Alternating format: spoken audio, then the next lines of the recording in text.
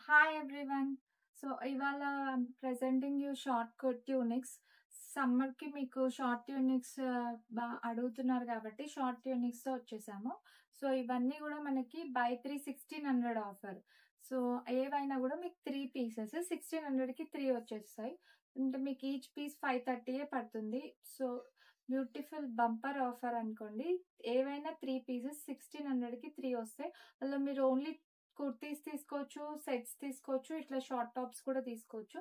So ఇవాళ అయితే నేను చూపించేవి short collection. So short tops